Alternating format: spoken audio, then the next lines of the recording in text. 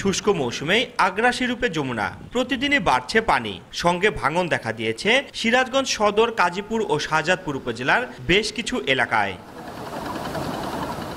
তবে সবচেয়ে বেশি ভাঙনের কবলে সদরের ভাটপিয়ারি, পাঁচঠাকুরি, শিমলা, ব্রাহ্মণবয়রা ও জিয়ামোড় এলাকা।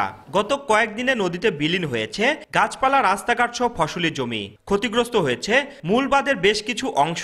এলাকাবাসীর শঙ্কা, ভাঙন অব্যাহত থাকলে আসন্ন বর্ষা মৌসুমে হুমকির মুখে পড়বে বন্যা নিয়ন্ত্রণ বাঁধ, শত শত বসতবাড়ি, দোকানপাট, মসজিদ, মাদ্রাসা সহ শিক্ষা প্রতিষ্ঠান। দ্রুত স্থায়ী বাঁধ নির্মাণের দাবি তাদের। ওই বর্গার উঠলে নিচ থেকে বাইঙ্গে একবারে যায়, একবারে 2 ডিসেম্বর আর ডিসেম্বর করে পেঁয়াজ দিয়ে একবারে ভাঙে। এখন তো আসলে বর্ষার সিজন না, বর্ষা যখন পুরা বর্ষা হবে তখন তো ভাঙনের তীব্রতা আরও বাড়বে। আমরা খুবই রিস্কের মধ্যে আছি, আতঙ্কের মধ্যে আছি। ফসলি আবাদ ছিল সব নদী গর্ভে বিলীন হয়ে গেছে। এভাবে যদি ভাঙে আমরা তো ঘুমো টেনশন, কোহনে বাড়ি হতে ডেমে যাবো গা।